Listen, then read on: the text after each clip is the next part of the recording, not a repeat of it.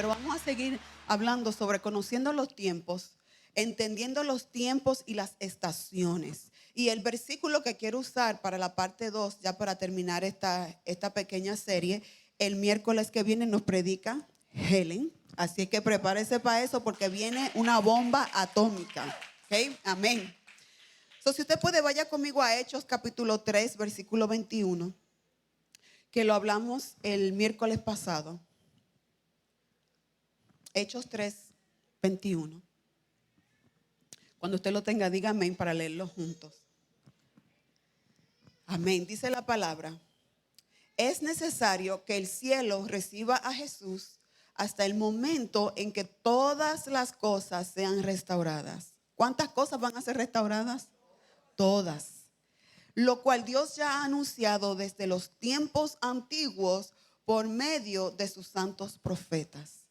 La Nueva Traducción Viviente dice: pues Él, hablando de Jesús, debe permanecer en el cielo hasta el tiempo de la restauración final de todas las cosas, así como Dios lo prometió desde hace mucho mediante sus santos profetas. La restauración de todas las cosas no nos debe tomar a nosotros por sorpresa, porque dice la palabra que ya Él lo anunció desde los tiempos antiguos a través de sus santos profetas. Entonces, nuestro deber es conocer los tiempos, conocer lo que ya los profetas han hablado, conocer lo que la palabra ha dicho sobre lo que está sucediendo hoy en día. Y de eso vamos a hablar hoy. Nosotros hablamos la semana pasada que la iglesia debe cooperar con el cumplimiento del propósito de Dios aquí en la tierra. Dios necesita, nosotros necesitamos entender lo que el Espíritu Santo está diciendo a la iglesia. Por eso en Apocalipsis Juan dice: el que tiene oídos para oír, que oiga lo que el Espíritu dice a la iglesia. Porque no podemos vivir ignorantes a los tiempos en los cuales estamos viviendo. Tenemos que encontrarnos nosotros en la línea de tiempo de la profecía de Dios para nosotros poder ver cómo nosotros vamos a vivir y cómo nosotros nos vamos a unir a lo que Dios está haciendo. No nos vamos a ir en contra de lo que Dios está haciendo. Nos queremos unir a lo que Dios está haciendo. Y el que no ayuda a Dios lo desayuda, no lo está ayudando. ¿Ven? Y eso lo dice la palabra también. La iglesia es el oído y la voz profética en el mundo y para el mundo. ¿Okay? Las escrituras establecen claramente que Dios tiene un propósito eterno para el planeta Tierra y que Él está moviendo el mundo a lo largo de esa línea de tiempo que ya los profetas han designado para nosotros. En realidad, lo que estamos viviendo es su historia, ¿verdad? Es lo que Él ha desarrollado con su propósito eterno. Estudiar la historia, especialmente la historia bíblica, nos da una mejor idea de dónde nosotros estamos a lo largo de esa línea. Okay, la historia bíblica registra las palabras proféticas dadas a lo largo del tiempo, y las que se cumplen y las que todavía faltan por cumplir. Por eso nosotros tenemos que estar pendientes. ¿Qué es lo que falta? ¿Qué es lo que ya se ha cumplido? ¿En qué momento histórico profético estamos nosotros viviendo? Ok. La historia de la iglesia se puede dividir en 3 periodos, which is the next slide. Se puede dividir en 3 periodos históricos. Número 1 es el origen. Estamos hablando de la historia de la iglesia. El origen de la iglesia, el declive o el deterioramiento de la iglesia y la restauración de la iglesia. Son 3 periodos que la iglesia ha vivido, la iglesia de Jesucristo, desde su comienzo. Así es que Dios, en su misericordia y para su propio propósito eterno, ha estado restaurando a la iglesia, ¿okay? Para lo que desde su origen había perdido. La historia bíblica, si usted ha estudiado la historia de la iglesia, usted se da cuenta que la iglesia no ha sido perfecta. Hemos pasado por mucho desde su comienzo. Y entonces, al mirar nosotros la historia de la iglesia, podemos ver en qué línea del tiempo de la profecía nosotros estamos. ¿Ok? Y eso es lo que vamos a estudiar hoy. So, vamos a ver claramente dónde estamos hoy en los propósitos de Dios. El origen. So, I think we can go to the next slide. I think, if I'm not mistaken. Yes. La originación. Todo comenzó con el nacimiento de Jesús. Okay? Y la originación de la iglesia se ve desde el siglo I al siglo III. Okay? Como usted sabe, los profetas habían declarado que Jesús iba a nacer en Belén de Judea, no en Nazaret de Galilea, a donde vivían José y María. ¿Y cómo sucedió eso? Pues la historia nos dice que en el año 63, oiga esto, en el año 63 antes de Cristo, Israel se convirtió en parte del Imperio Romano. ¿Usted se acuerda que el Imperio Romano destronó al imperio que había anterior y fue uno de los imperios más fuertes y más duraderos? Pero en el año 63, antes de que Cristo naciera. ¿Okay? Entonces, cuando José y María se unieron, que el Espíritu el Espíritu Santo impregnó a María o puso a Jesús dentro de su vientre, ¿okay? Se encarnó Cristo en el vientre de María. El emperador romano realizó un censo y el censo se tenía que hacer de la ciudad natal, de la ciudad ancestral de donde venían ellos. Quiere decir que entonces ellos tenían que ir a Belén de Nazaret de Galilea, tuvieron que viajar a Belén de Judea, y en ese tiempo usted sabe que María estaba ya a punto de parir. Entonces María dio a luz a Jesús en Belén de Judea, tal como dijo la profecía en Isaías. Entonces, como ya con Dios, Dios trabaja en tiempos y estaciones. Y esto para Dios es muy importante, porque José y María eran de Nazaret. Ellos no eran sus antepasados, eran de Belén, ¿verdad? Porque ellos venían de la tribu de Judá. Entonces, pero en ese momento el Espíritu Santo orquestra todo para que Jesús nazca en Belén. Usted sabe que cuando hablaban de Jesús, la gente decía, algo bueno puede salir de Nazaret. Y este no puede ser el Mesías porque él es de Nazaret. Y las escrituras dicen que el Mesías vendría de Belén, de Judea.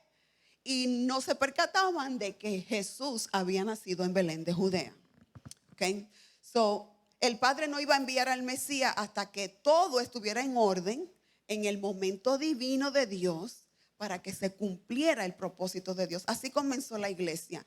Y déjeme decirle que mucha gente o muchos de nosotros pensamos y se nos ha enseñado que la iglesia nació en Pentecostés, ¿verdad?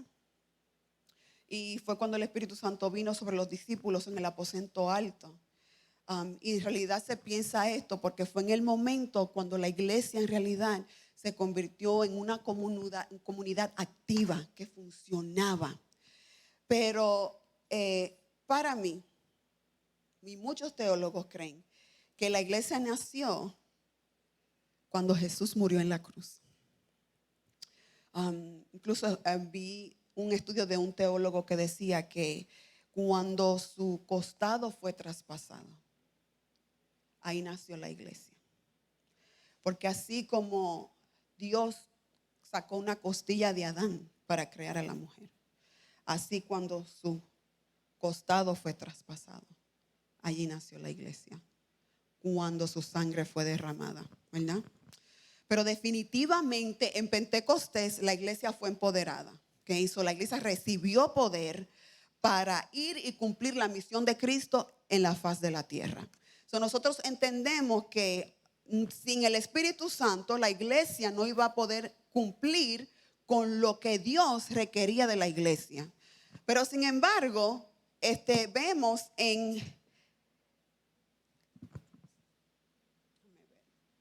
lo tengo más adelante, eso lo voy a mencionar después.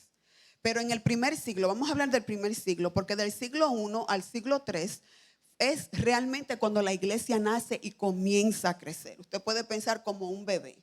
Antes de este momento, antes de que Cristo murió en la cruz, antes de Pentecostés, no existía la iglesia de Jesucristo. Era necesario que Cristo se encarnara, muriera y resucitara para que entonces pudieran hacer la iglesia.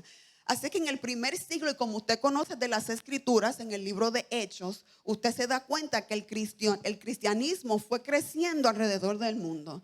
Y yo puse ese mapita ahí atrás porque es el área en el mundo donde comenzó la iglesia, ¿okay? En el Medio Oriente, al norte de África, donde está Israel y toda esa área ahí. Ahí comenzó la iglesia. Entonces el cristianismo en el primer siglo, el cristianismo en África, en Asia, el Medio Oriente y Europa, fue un periodo donde experimentó un crecimiento asombroso. Usted se recuerda también en el libro de los Hechos que dice que la iglesia fue perseguida. Y mientras más los perseguían, ellos se esparcían y donde quiera que iban predicando el evangelio, iban plantando iglesias y el evangelio, el cristianismo iba en crecimiento, en crecimiento, en crecimiento, a pesar de las terribles persecuciones que ellos estaban viviendo en ese momento. Porque era una iglesia vibrante, era una iglesia que realmente era impulsada por el poder del Espíritu Santo para la misión por lo que Dios estaba haciendo aquí en la tierra. Así es que la persecución, a pesar de que era algo tan terrible, causó una difusión del cristianismo increíble por toda esa área del mundo. ¿Okay? Dice la palabra en Hechos capítulo 5, versículo 12, que por la mano de los apóstoles se hacían muchas señales y prodigios en el pueblo. O sea que el cristianismo no era un cristianismo muerto. No era un gloria a Dios y un aleluya. No, era el poder de Dios activo, sanando, restaurando, libertando de posesiones de demonios. La gente era libre de toda opresión. Era una iglesia empoderada totalmente. Y todo se comprobaba por las señales y los prodigios que la iglesia hacía. Cristo lo dijo, cosas mayores que estas ustedes harán, ¿verdad?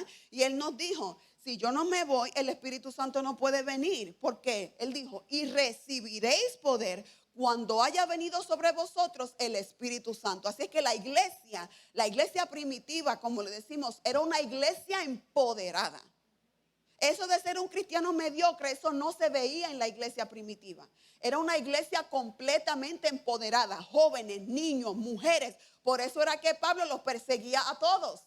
Porque todos, como estaban llenos del Espíritu Santo, eso era lo que hacían, sanar enfermos, echar fuera demonios, se restauraba la gente se sanaba, la gente caía muerto cuando le mentía al Espíritu Santo. ¿Usted se acuerda de eso? De Ananías y Zafira. Entonces había un temor de Dios por las señales y los prodigios que estaban sucediendo en la iglesia. Entonces esta iglesia se dispersó por todo el imperio romano, ¿verdad? Y se arropó a toda Europa y África. Déjame seguir adelante. A finales del siglo II, el cristianismo estaba firmemente establecido en estos continentes, en Europa, Asia y África. Y estos fueron los 3 centros cristianos, ¿okay? Durante los primeros 500 años de la iglesia. ¿Por qué estamos hablando esto? Porque queremos entender lo profético de Dios.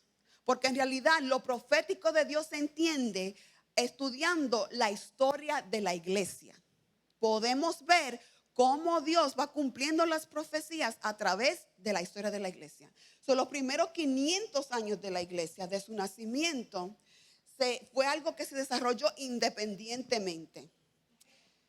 Salud. Uno de los primeros teólogos de la iglesia fue un africano que se llamaba Agustín de Hipona. Y él desarrolló enseñanzas que aunque no eran muy sólidas, pero fueron responsables para nosotros hoy en día tener la doctrina sobre la Trinidad. ¿Okay? La Trinidad no fue una doctrina porque la Biblia no habla de la Trinidad. ¿Okay? Eso es una palabra que usted no va a encontrar en la Biblia. Pero es una doctrina que se ha desarrollado, se comenzó a desarrollar durante esos primeros 500 años de la iglesia. ¿Okay? Lo que nosotros estamos disfrutando hoy, las doctrinas sólidas en las cuales nosotros plantamos nuestros pies de nuestra fe, fueron desarrolladas a través de lo largo de los años de la iglesia. ¿Okay? No son cosas que o están en la Biblia o se desarrollaron así de un día para otro. La iglesia tuvo que desarrollarse. Entonces, durante el tercer siglo, a finales del tercer siglo, comienza el declive de la iglesia. Y ese declive fue horrible. Sucedió entre los siglos 3 hasta el siglo 15. ¿Okay? Muchísimos siglos de deterioro en la iglesia. Y esto comenzó cuando la política, la iglesia se convirtió en una organización política y era controlada por el Estado. Usted conoce esos años de la historia, horrible. ¿Okay? A finales del siglo V, la iglesia había perdido el ministerio quíntuple, que es el ministerio que habla en Efesios capítulo 4, versículo 11, donde dice que él, Jesús, oiga bien, y él mismo, dice Efesios 4:11, constituyó a unos apóstoles, a otros profetas, a otros evangelistas, a otros pastores y maestros. Para nosotros eso es algo que nosotros escuchamos todo el tiempo, ¿verdad? Pero acuérdese que la iglesia acababa de comenzar. Y a pesar de que ya habían pasado 3 siglos, la iglesia estaba relativamente nueva. ¿Okay? Al deteriorarse la iglesia, estos 5 ministerios desaparecieron de la iglesia. Entonces ahora lo que vemos son gente que se han adueñado de la iglesia para controlar las masas en nombre de Cristo. Los 5 ministerios desaparecen completamente de la iglesia, porque ya no es un cuerpo, ¿verdad? Ahora es más bien el que manda se enriquece, ¿verdad? Se hace lo que esa persona dice. Y ahí pasaron muchas cosas horribles durante estos siglos. Fíjese que durante estos siglos el Espíritu Santo se afligió. Y eso se vio en la manera como el Espíritu Santo comenzó a retirarse de lo que era la iglesia. Y eso se ve en la historia, ¿ok? Se ve cómo literalmente el Espíritu Santo, el movimiento del Espíritu Santo desaparece por completo de la iglesia. Y usted sabe que los dones del Espíritu Santo, 1 Corintios 12, es importante que nosotros conozcamos los dones del Espíritu, porque de la única manera que nosotros podemos ver la actividad del Espíritu es a través de los dones del Espíritu. Si no hay dones del Espíritu en nuestras vidas, quiere decir que el Espíritu Santo no está activo en nuestras vidas. Si no hay dones moviéndose en la iglesia, entonces el Espíritu Santo no está activo dentro de la iglesia. Podemos verlo en una nación. ¿Qué se está moviendo en una nación? Por eso se está moviendo la obra de la carne, o se está moviendo, podemos ver el fruto del Espíritu. Hay señales de que Dios está vivo en ese país, en esa ciudad, en esa generación. Ahí es que tienen que abrirse los ojos. 1 Corintios 12 nos dice los dones del Espíritu. Dice, porque a este es dada por el Espíritu palabra de sabiduría, a otro palabra de ciencia, según el mismo Espíritu. El versículo 9 dice, a otro fe por el mismo Espíritu. Ya tenemos 3 dones, ¿verdad? Palabra de sabiduría, palabra de ciencia, fe. Y a otro dones de sanidades por el mismo Espíritu. A otro el hacer milagros. El hacer milagros es un don del Espíritu. ¿Okay? A otro profecía. A otro discernimiento de espíritus. Eso es un don del Espíritu Santo. A otro diversos géneros de lenguas. Y a otro interpretación de lenguas. Dese cuenta que los 5 ministerios de la iglesia son dados a la iglesia por Jesús. Apóstoles, ¿verdad? Profetas, evangelistas, maestros y pastores. Esos son dados a la iglesia por Jesús. Los dones son dados a la iglesia por el Espíritu Santo. ¿Okay? ¿Qué don está activo en nuestras vidas? ¿Cuál es el llamado de Dios sobre nuestras vidas? Entonces, en este periodo de la iglesia, esos dones desaparecieron de la iglesia. A pesar de que Dios estaba todavía activo en la tierra, pero su iglesia estaba en un estado horrible, horrible. ¿Okay? En este tiempo, durante este terrible tiempo de la iglesia, se ve el declive o el deterioramiento de la iglesia africana, ¿ok?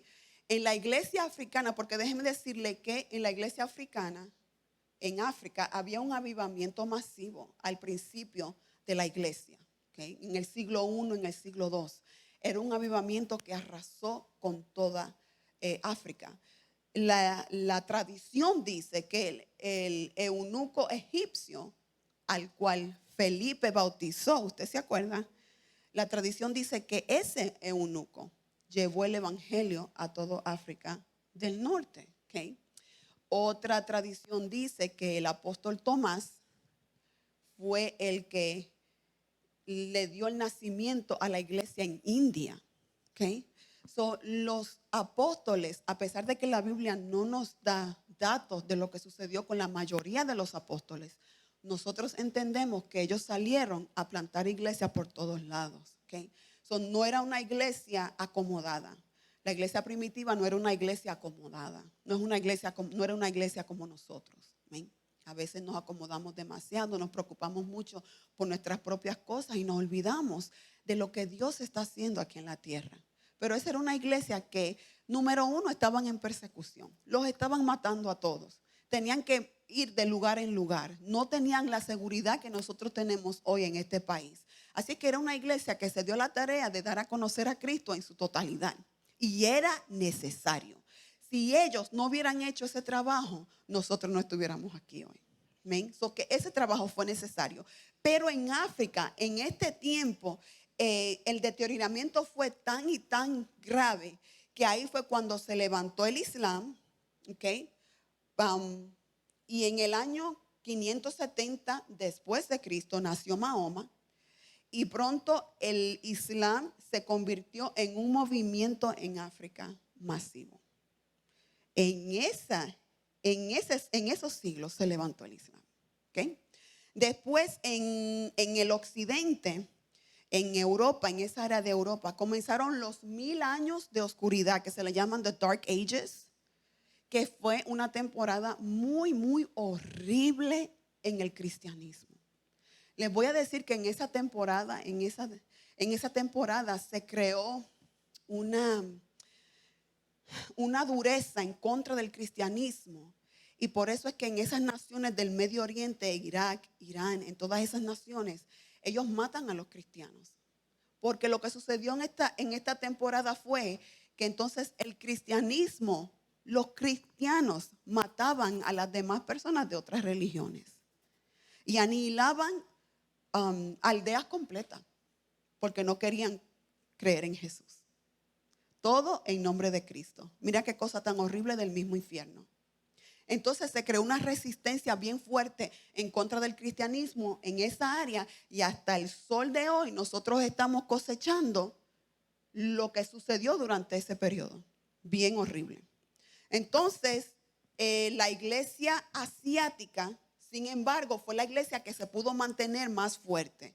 En la China, en Japón, en todas esas áreas.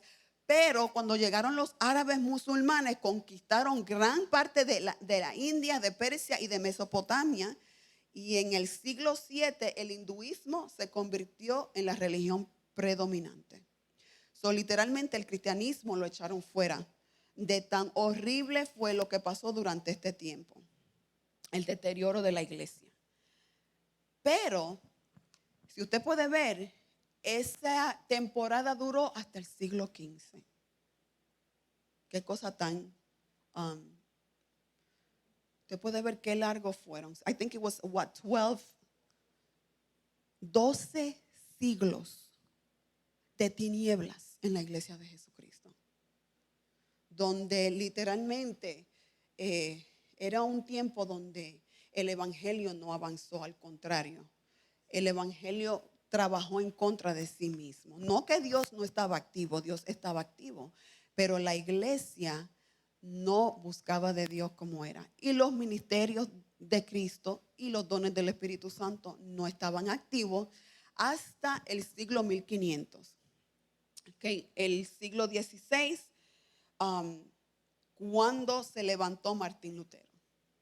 Okay. Y le damos gracias a Dios por Martín Lutero, ¿verdad? Por todos esos hombres y mujeres de Dios que dieron su vida para nosotros tener hoy la libertad que tenemos. Cuando Jesús vino, dio a luz a la iglesia, ¿verdad? Y afirmó que nada le impediría cumplir su misión profética. Jesús dijo, cuando habló sobre Pedro, dijo, y sobre esta roca edificaré mi iglesia. Jesús dijo, yo edificaré mi iglesia y las puertas del infierno no prevalecerán en contra de ella. Amén. Así que aunque vemos el deterioramiento de la iglesia, Jesús no lo iba a dejar así. El Espíritu Santo no se iba a quedar así. Sabemos que algo iba a suceder. ¿Okay? Entonces, que cuando Cristo dijo, edificaré mi iglesia, quiere decir que Él la tiene que construir. Y hay áreas que va a tener que reconstruir. Tiene que venir una restauración. Si el hijo quiere presentar a la iglesia como la novia ante el Padre, entonces tiene que venir un tiempo donde tiene que ser restaurada, renovada, santificada. Y eso no es un proceso lindo, mis hermanos, porque usted sabe, cuando usted está renovando una casa, literalmente a veces hay que destruirla completa para entonces poder hacerla de nuevo. Y eso era lo que estaba a punto de suceder. Y en este año, cuando se levantó ese movimiento poderoso de Dios a través de Martín Lutero, que él se levantó en el año 1517, mire para allá, cuando Dios levanta a Martín Lutero y comienza la reforma, ¿okay? Y comienza el movimiento protestante dentro de la iglesia católica, ¿verdad? Y de eso podemos hablar muchísimo, pero para otro tiempo. Entonces, fíjese qué cosa tan hermosa. Me gusta mucho lo que dice un teólogo que se llama Howard Barnes.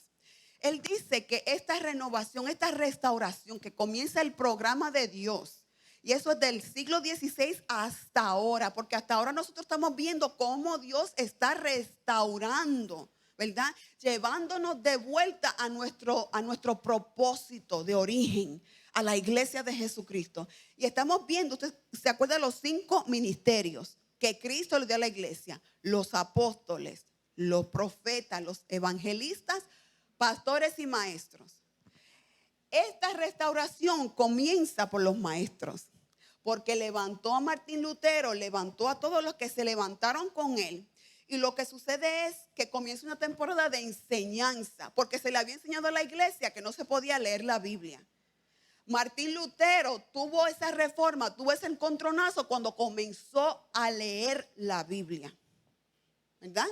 Entonces, cuando él se dio cuenta de lo que la Biblia decía, se dio cuenta que este evangelio no era por obras, sino, como dice Pablo, esto es por gracia, para que nadie se gloríe. Esto no es lo que yo hago, ni cómo lo hago. No, esto es por medio de la fe en Cristo Jesús.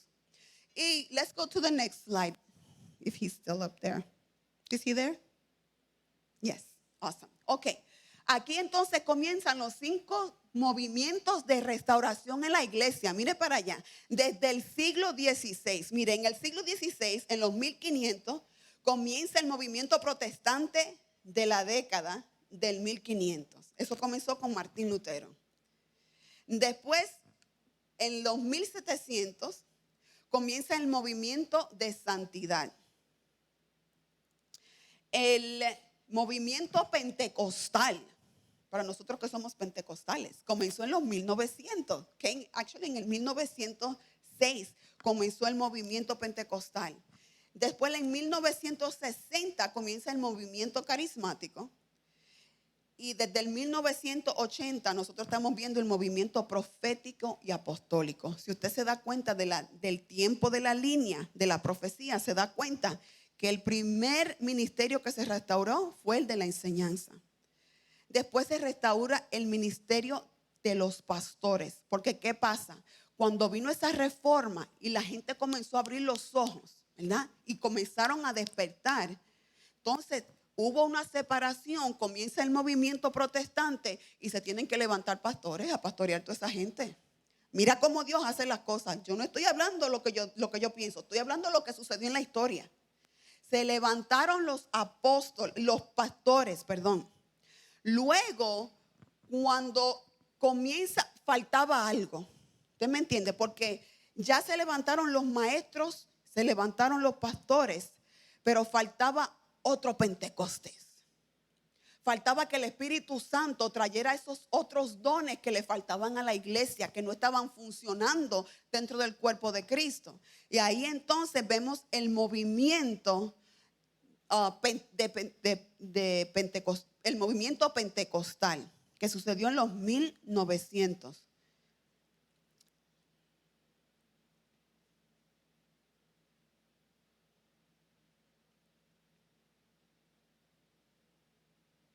Perdón, el ministerio evangelístico. Déjame ver si yo lo puse. El movimiento de santidad. Perdón, brinqué el movimiento de santidad. Son los años 1600 a los 1700 se levantó el ministerio pastoral. Luego de los 1700 a los 1800 se levantó el ministerio evangelístico. Cuando los creyentes estaban leyendo la Biblia, porque ahí fue cuando la Biblia fue impresa, ¿verdad?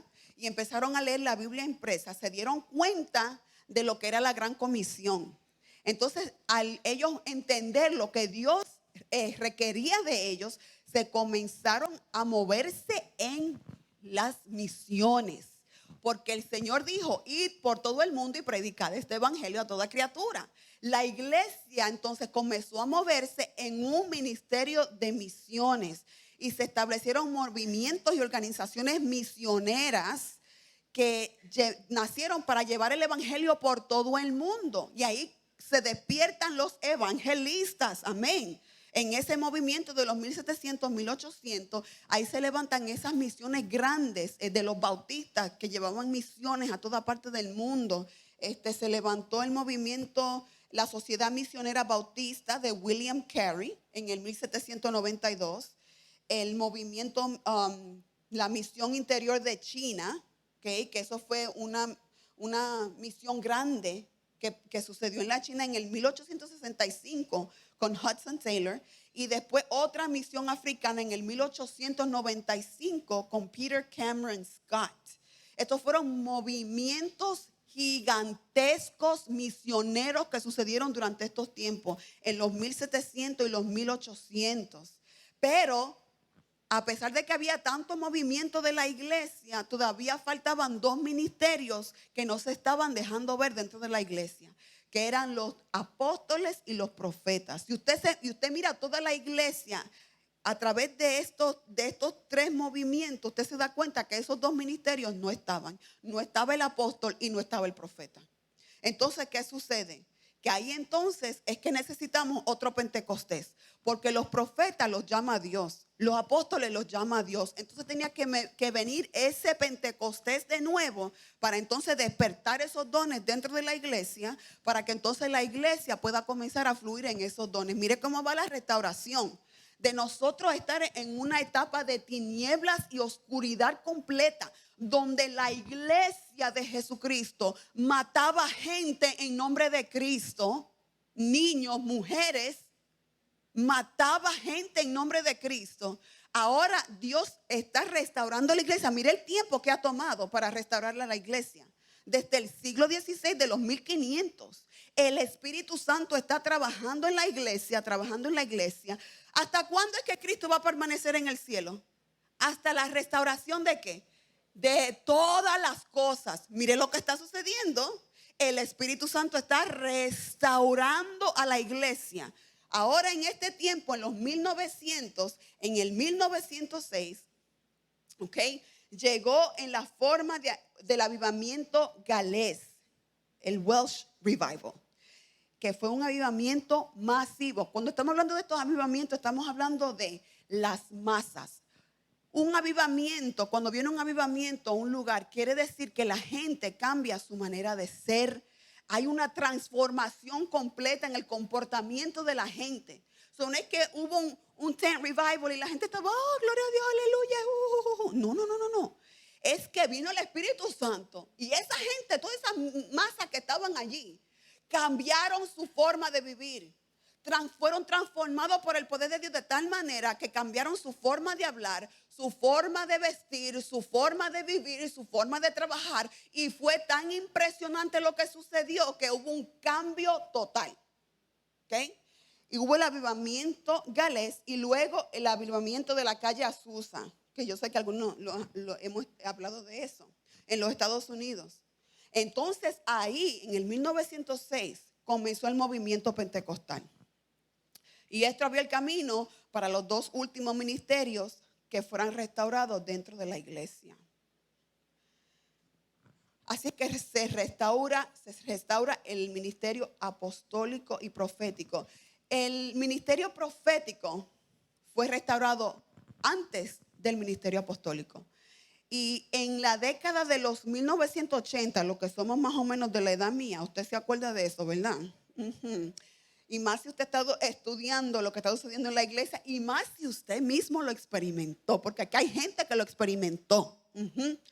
En el 1980, el ministerio profético fue restaurado a través del movimiento conocido como el movimiento profético. Y usted mire esa década de los 80 y usted se da cuenta que el ministerio profético se levantó. Dios estaba levantando profetas por todo el mundo y la iglesia se movía. Era algo que nunca antes se había visto en la iglesia. Nunca. Y de nosotros los pentecostales que nos criamos en el pentecostalismo, nunca se vio lo que se vio en los 1980. Un mover profético de Dios increíble. Y luego, en los 90, se estableció el ministerio apostólico. Y ahí es que se levantaron los apóstoles. ¿Y cómo comenzó la iglesia a criticar? Ahora todo el mundo tiene apostolitis. ¿Quién se acuerda de eso? Apostolitis por todos lados. ¿Quién se acuerda de eso? ¿En serio? ¿Quién se acuerda? Porque even la misma iglesia critica lo que ya está diseñado para nosotros en las escrituras. Dios levanta el don profético dentro de la iglesia y la misma iglesia lo criticaba. Pero se levantaron los apóstoles, se levantaron los profetas y se levantaron los apóstoles. Y esto continuó hasta el año 2000, ¿ok? Y muchos teólogos y muchos eruditos de la palabra piensan que eso se cumplió en el año 2008. Que en el 2008 hubo una restauración en la iglesia y la iglesia de Jesucristo comenzó una nueva temporada. Porque desde ese momento los 5 ministerios ya habían sido restaurados dentro de la historia de la iglesia. Mira qué cosa tan poderosa. Y eso lo vivimos nosotros, eso lo viví yo. Yo lo viví. Yo viví la restauración profética dentro de la iglesia y yo viví la restauración apostólica. Porque yo nací durante ese tiempo de Pentecostés. ¿Usted me entiende? Donde estaba todo el mundo y eso era un fuego del Espíritu Santo y un fuego y todo era fuego, ¿verdad? Pues esos años fueron necesarios para que el Espíritu Santo levantara a los profetas. Y luego que se levantaron los profetas, Dios levantó a los apóstoles. Y hoy en día los 5 ministerios son visibles dentro de la iglesia. Yes. La gloria sea para el Señor. Entonces, ¿qué momento estamos viviendo nosotros? Can you go back to the 3 stages, papi? Si se acuerda de los tres,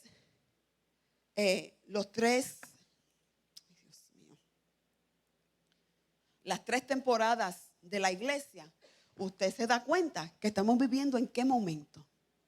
En el momento de restauración. Muchos eruditos dicen que nosotros estamos ahora mismo viviendo una transición, donde la iglesia se está moviendo a otro nivel. Estamos moviéndonos a lo próximo que Dios tiene. Y por eso es tan importante para nosotros poder conocer las profecías. ¿Qué es lo que dice la palabra? Si las cosas están siendo restauradas, ¿verdad? Y si Jesús le dijo a los apóstoles que cuando este evangelio se predique en todo el mundo, entonces vendrá el fin. ¿Qué está sucediendo hoy en día? Todavía siguen continuando avivamientos. Déjeme decirle que los avivamientos no han parado. Y los avivamientos vienen para eso, para traer restauración, para restaurar a la iglesia de Jesucristo, para impulsar a la iglesia a un próximo nivel. Lo diferente de ahora es que a través de las redes sociales el evangelio está alcanzando al mundo entero. Fíjese bien lo que está pasando. Que ahora mismo, como yo decía la semana pasada, esto nunca antes se había visto en la historia. Cuando toda la iglesia de Jesucristo alrededor del mundo alaba a Dios con una misma canción. Hillsong, Elevation. Los brasileros estos que están en fuego. Hay un avivamiento en Brasil. Esas canciones pueden ser en portugués, español, inglés, no importa. Ahora mismo en Latinoamérica se están cantando todas las canciones que están saliendo de Hillsong y de Elevation Worship. ¿Usted se cree que eso es coincidencia? ¿No será eso parte del plan de Dios de restauración? De que el evangelio de Jesucristo se está dando a conocer alrededor literalmente del mundo entero. Usted puede ir al país más pobre que hay y todos los muchachitos tienen un celular. Déjeme decirle que lo que está a punto de suceder es algo poderoso, poderoso, poderoso. Nosotros estamos en transición y así yo lo creo y así lo creen muchos teólogos de la palabra. Que estamos en una transición donde quizás estamos entrando a la última temporada de la iglesia de la novia de Jesucristo. De que donde ya todas las cosas han sido restauradas. Estamos en una transición, así que no se acomode en esta vida que usted está viviendo, porque muchas veces nos acomodamos y pensamos que la vida va a ser así. Y los planes de Dios son otros. Y por eso Dios nos está impulsando y nos está llamando, levántate tú que duermes y te alumbrará Cristo, ¿verdad? Y como le decía Pablo a Timoteo, fan the flame, ¿verdad? Aviva la llama del don, porque eso es trabajo mío. Ese es el trabajo mío de yo avivar la llama, ese es mi trabajo. Avivar la llama del Espíritu, del don de Dios en mi vida. Para que el Espíritu Santo pueda hacer a través de mí lo que Él quiere hacer en la tierra. Porque estamos viviendo momentos proféticos. Estamos viviendo momentos históricos de la iglesia. Entonces la iglesia no puede estar dormida. Mire lo que sucedió. Estamos entrando en una temporada en una transición donde toda la iglesia mundialmente, Dios está haciendo algo poderoso. En Chile hubo un avivamiento, el avivamiento de Gales, el avivamiento en África, en Ruanda, en Uganda. Déjeme decirle, en África hay un avivamiento masivo, a pesar de que son perseguidos. Hay un avivamiento, las iglesias en África son enormes, de miles y miles y miles y miles de personas. ¿Usted se acuerda del avivamiento que hubo aquí en Lakeland? ¿Usted se acuerda de eso en el 2008? The Florida Revival, que le dijeron, el Lakeland Revival. Esas son cosas que vinieron a cambiar la vida de la iglesia. ¿Se acuerda cuando fuimos testigos del terremoto y el tsunami en el 2004? Qué horrible fue eso. ¿Usted se acuerda de eso? Wow, cientos de miles de personas murieron. Eso fue en el 2004. Y luego en el 2009 vino el tsunami japonés. Qué horror. Y en ese momento Dios comenzó a hablarle a la iglesia proféticamente, porque ya los profetas se habían levantado, la iglesia estaba levantada. Y Dios comenzó a hablar a través de los profetas y comenzó a decir que asimismo Él iba a enviar un tsunami espiritual sobre la iglesia. So que viene una tercera ola de avivamiento. Hay que poner atención a lo que los profetas están diciendo. Me acuerdo yo que más de 25 años atrás, y ya con esto voy a cerrar, los profetas se levantaron, Cindy Jacobs, se levantaron otros profetas alrededor del mundo y dijeron que venía un avivamiento grande para los Estados Unidos. Y ese avivamiento iba a comenzar en la Florida Central, donde estoy yo. Y ese avivamiento comenzaría con el pueblo hispano. Y esa soy yo. Y cuando los profetas comenzaron a hablar esa palabra, ¿quién se acuerda de esa palabra? You remember? Yo sé que el pastor se acuerda, porque nosotros agarramos esa palabra. Eso hace más de 20 años atrás, mi gente. Y no fue una sola profeta que lo dijo. Lo dijeron muchos profetas de diferentes partes del mundo. Así que nosotros estamos a la víspera de un mover de Dios poderoso. No estamos en tiempo para dormirnos y hacernos de la vista larga de lo que Dios quiere hacer aquí en la tierra. No. Este momento de transición, de restauración que nosotros estamos viviendo, nos va a llevar al próximo nivel de lo que Dios tiene para la tierra.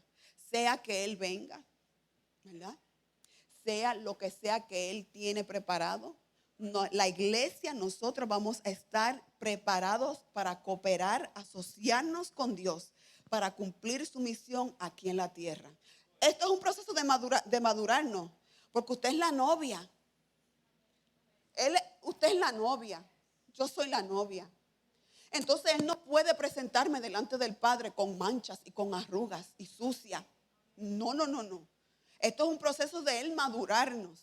Porque Él tiene que presentarnos delante del Padre como una iglesia, una novia sin manchas, sin arrugas, vestida de blanco, hermosa, lista para celebrar las bodas del Cordero. Yo no sé si usted piensa en eso, pero cuando yo pienso en los planes que Dios tiene para nosotros, cuánto más me animo a yo cooperar con Dios para que lo profético de Dios se cumpla aquí en la tierra. Porque es que yo quiero que ya Él me presente delante del Padre, que nos presente a la novia, a su iglesia bella, sin manchas, sin arrugas. Oye, cómo su sangre nos ha limpiado. Estamos viviendo un momento histórico dentro de la iglesia.